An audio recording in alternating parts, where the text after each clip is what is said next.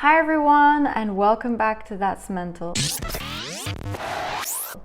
Okay, so today we're gonna continue the series on workplace trauma. I wanna go into a bit more detail about what might qualify as a toxic situation, toxic behaviors in the workplace, so that if you've been experiencing this either at the moment or in the past, you can kind of understand what it is, put it together, and hopefully make more sense of your experience.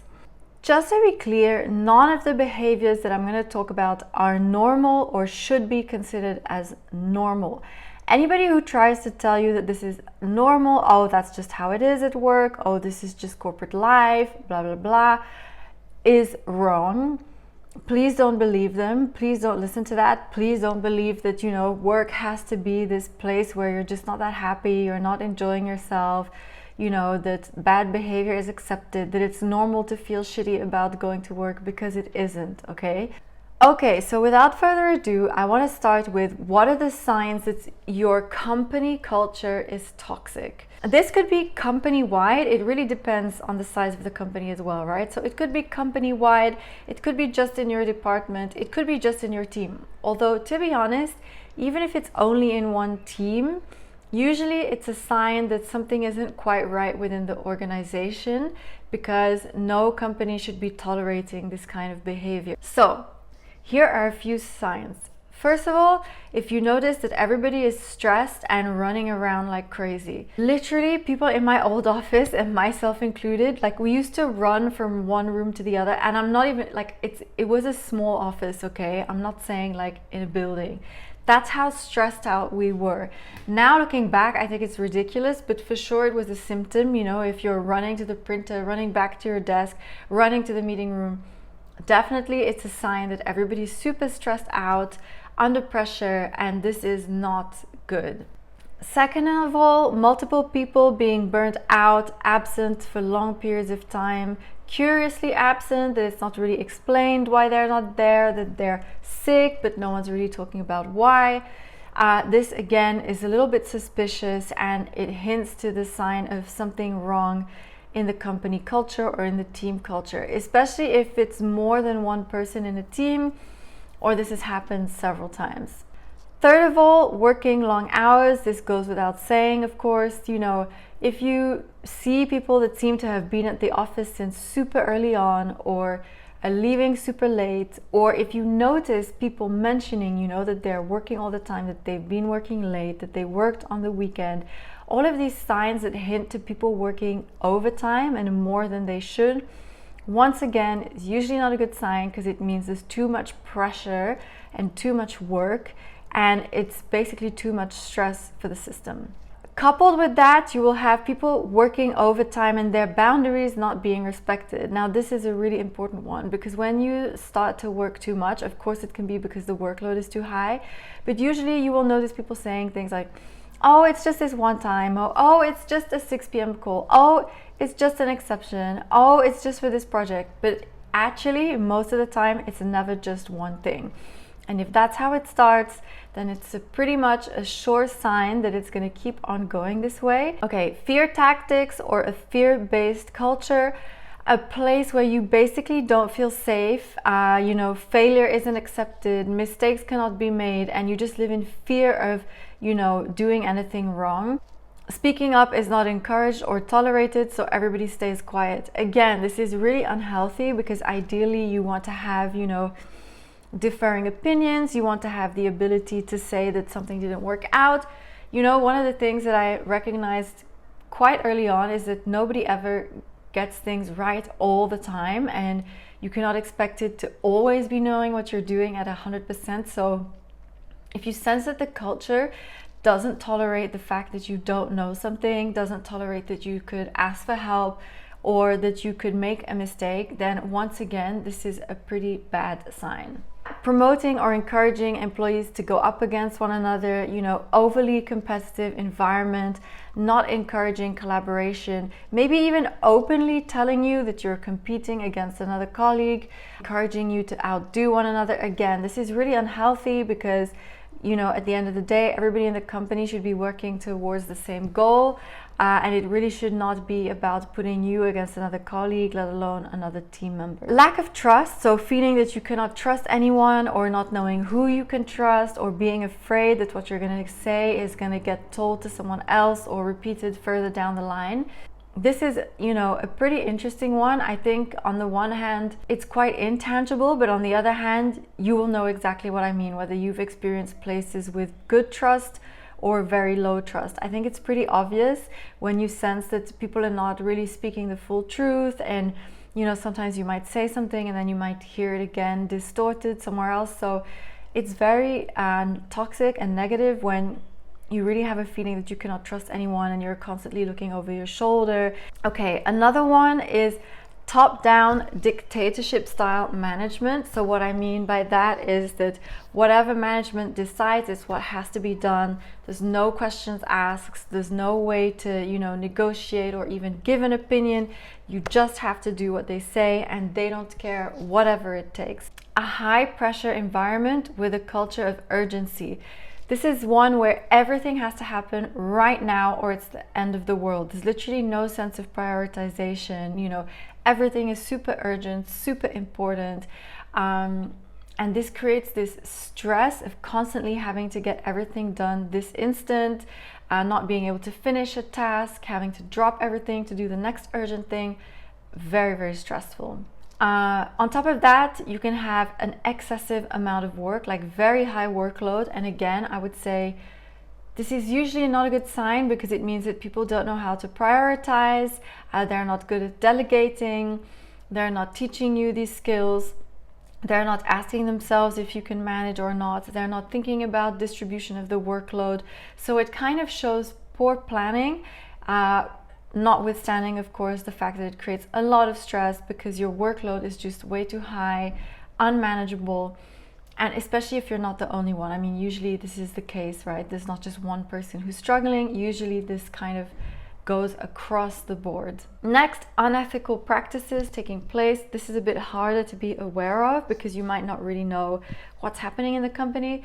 But I would say this could include the way, employees are being asked or forced to leave, circumstances in which they're leaving, if it seems, a little bit suspicious to you, promotions being withheld or favoring certain people over others. All of this is a little bit suspicious, and again, creates this very negative atmosphere. You feel that you cannot show up as yourself, that you have to hide parts of yourself or of your personality, that you cannot be who you really are at work in order to fit in. Nobody asks you about yourself or your life. No one cares. Nobody shows any interest in getting to know you for who you are outside of work.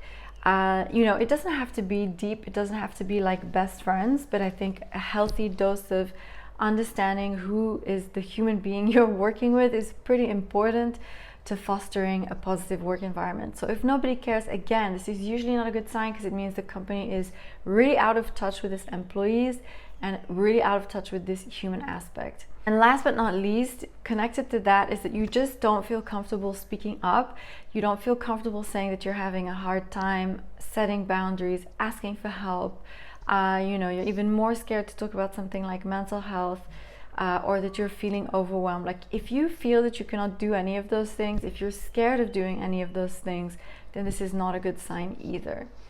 So of course the list could go on and on. These are just a few things I wanted to share that are signs in the workplace at large, in the company, in the team, in a department, that are quite negative and should be red flags when it comes to thinking about, okay, is this environment toxic? Yes or no?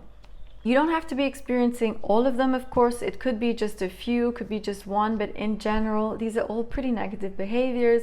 Usually one doesn't come without the other. And I know from experience that this can really take a toll on your mental health, and it can create a really negative experience for you at work. Any of these behaviors that I've listed above can be traumatizing, because think about, if you have to experience this day after day after day, it's bound to create some kind of trauma. It's bound to create a lasting negative feeling in your body, in your mind. You're going to be afraid, your stress response is going to be constantly on. If you knew, for example, that this was what you would be signing up to, you would definitely not do it, right?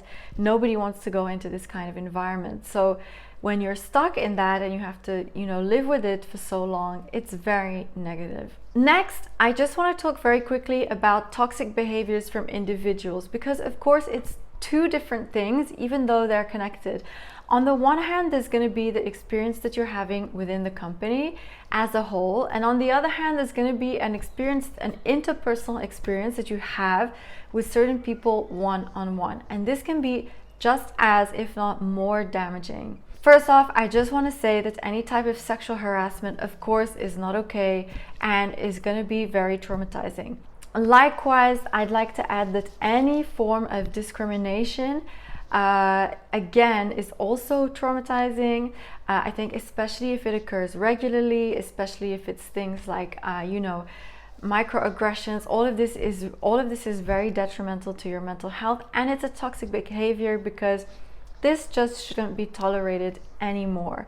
It doesn't matter the form of discrimination, but any workplace that tolerates this, again, usually not a very good sign, because you should be caring about your people and trying your hardest to end these types of practices. For the purpose of this video, I'm not going to talk about that. I want to talk about certain things that I've experienced. Obviously, this is, the thing that's most relatable for me and that I feel I have the most knowledge about. And this is also behavior that I can consider traumatizing for myself and contributed to my burnouts at the time. First of all, being bullied or threatened by a colleague. As you know, this is something that I experienced. When this colleague is threatening to report you to management or to senior management or to another colleague, when the person is threatening to withhold privileges to you, when the person is blackmailing you, when the person is coercing you into a certain position or to do a certain thing, because they're threatening your position. All of this behavior is not only problematic, but of course it's traumatizing, especially if this goes on for a long time. And of course it contributes to trust issues, and it creates a lot of fear, because you start to become afraid of that person. Being lied to about other people's perception of you, and this is something that the bullier can do, lying about how other colleagues feel about you, lying about feedback they received about you, lying about certain situations, being told that certain people don't like you or complaining about you. Again, all of this is a manipulation tactic. Being kept out of the loop of certain situations on purpose, so being cut out of communications, being left out of meetings, having information hidden from you, or withheld from you. Again, all of this is an effort to kind of try to isolate you, to take you down. So again, it's quite hard, I would say, to pinpoint, but if this is happening to you, you're definitely going to know what I mean. And this is super negative and makes you feel very alone and very excluded and kind of question your sanity and why is this happening. In the same but different, you can also have someone who takes credit for your work, and this might be something that they do repeatedly. They might make you do all the grunt work and then steal the fame and not acknowledge you for that. So this is again super negative and very diminishing of your efforts. Being thrown under the bus by a colleague for a mistake, for something negative that's happening, for something where you or the team is under fire and somebody else just throws you under the bus is super negative, super traumatizing, very concerning, especially when you think that that person is your team member and is supposed to have your back. Again, can be very upsetting and traumatizing, especially because usually it's in a moment where something a bit negative is happening around. Otherwise, why else would they feel the need to throw someone under the bus? So yeah, definitely negative. Gaslighting by colleagues. I mentioned this in my last video. I cannot stress enough how detrimental this is to your mental health. Having colleagues question your sanity, question your own experience, make you doubt whether what you're going through is real or not, make you doubt whether, the way the way you're feeling is valid, making you question whether you actually have too much work or not. Like all of these things where people just don't take your word for what you're saying, especially when you're reaching out with something difficult, a challenge you're experiencing, you know, something that you need help with. People will say, nah, it can't be that bad, or no, but it's fine, you know, everybody works overtime. This is so kind of heartbreaking in a way, because in that moment you're already so vulnerable and you're already so, I would say, weakened and lacking in confidence because you've been going through a lot of negative things and problems at work. And the gaslighting is just insane. Being coerced into a situation, I mentioned this at the very beginning. So basically being forced into doing something that you don't want to do, your boundaries are not being respected or being crossed, or you're being forced to cross your boundaries. And it could be as simple as, you know, taking a call after hours when you have to be somewhere or you don't want to and you cancel a plan. But the thing is that the minute people don't respect that and they start asking you to do that, they're usually not gonna stop, and usually they will kind of try and manipulate you into that. People raising their voice, using anger and using arguments and using like volatile situations as a way of coercing you into doing what they want, as a way to threaten you, as a way to scare and intimidate you. You might notice that this happens, that suddenly, you know, you get into an argument with somebody who loses their temper, and this is a way that they're trying to basically scare you into doing what they want, consciously or not, but it's still pretty damaging. People using accusations against you as a way of intimidating you and scaring you into doing what they want. So again, they might say, you never want to do this, or you're always you're always turning it down, or you're never helping out the team, or, you know, like this type of accusation. And this actually comes with, or should be considered part of, guilt tactics and manipulation. And I think a big thread in this, when it comes to individual behaviors, is usually the manipulation that comes from these types of people, because usually all of these behaviors that I'm describing are part of them trying to manipulate you into a situation that they want, or to do something that they want. Having your commitment to the company questioned as a way of manipulating you into doing more. Again, this is one of my favorites, as in, like, it's a negative thing, but people love to use this, and it's so ridiculous. Like, what do you mean, my commitment? So just because I'm not working 10 hours a day or as long as you, like, what even is commitment? I mean, so long as someone's getting their job done. But they will use this as a way to make you do more, or to make you feel bad about something that you're not doing.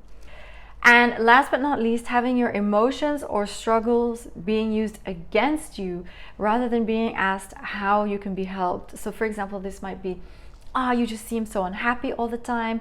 Oh, you just seem so stressed out all the time. Oh, you just can't cope. Oh, why are you being so emotional? All of these things where, you know, instead of kind of looking at the fact that maybe, yes, you are stressed, and figuring out how they could help alleviate that stress, they're using it as a tool to beat you up, which is really messed up. As you can imagine, experiencing these behaviors at the hand of one person or more is extremely damaging to your mental health, and the longer it goes on, the worse it is, and that's how it ends up becoming traumatizing. This is how you end up being traumatized from work. I've been there myself, and I know that it's super isolating and just kind of amplifies the stress, because you just really don't know where to turn for help. And especially most of the time, HR are just not equipped to help you with this type of situation. I mean, even if it's something that's like a common occurrence, which it shouldn't be, but you know, they just don't know what to do, and they're not equipped with the right tools to help you navigate this. Because usually what they do, you know, they would be a function where you could report a problem to, and they might call somebody up and discipline them, give them disciplinary action, but they're not teaching you the tools on how to cope, how to set boundaries, how to cope emotionally as well, and process your emotions. And they're probably not teaching the people who are stressing you out either how to be better managers or better colleagues. To conclude, you know, a toxic workplace, a toxic person, these types of toxic behaviors are a nightmare for your nervous system. As I've shared in previous videos, your fight or flight mode is going to be constantly activated. You know, your stress system is going to be very high, let alone the psychological damage, the trauma responses that you're going to be developing or that you might already have and be redeveloping. Especially if this is an echo of past trauma for you, even if you don't know it, it's just going to amplify it and make the experience 10 times worse. So that's it for today. This was a pretty long video, but my goal again was really to just share what workplace trauma can look like. Before I finish, I just want to shout out some other content creators who have some great content about this. There's a guy on TikTok called Ben, I think, and he reads messages from the world's worst bosses. You can go and watch that. I will put his name on the screen just to get an example of the types of toxic behaviors that people have. Again, just more in the awareness raising and to raise alarm bells, like if this has happened to you or if this is happening to you, it's not okay. And then we have Laura Whaley, I think is her name. She makes hilarious videos about coworkers without boundaries. But again, it's kind of eye-opening on the types of negative behaviors some people might have that are just, again, not okay. So if you have experienced any of this that I've just described, I want you to know that, well, first of all, I'm really sorry for you to hear that. You know, I've been there myself. I know it can be really difficult, but you're not alone, and don't worry, it's gonna be okay. You know, most importantly, recognize that what happened to you isn't normal, but you know, there are ways through it. Like I said, you know, any form of discrimination is not okay, especially if it's happening repeatedly. So this is something super important for all of us to be aware of, to be honest. And yeah, in my next video, I'm going to be covering what you can do about it, how you can identify the signs. So stay tuned and don't miss it. Don't forget to like this video. Don't forget to subscribe. And of course, stay tuned for the next one. Bye.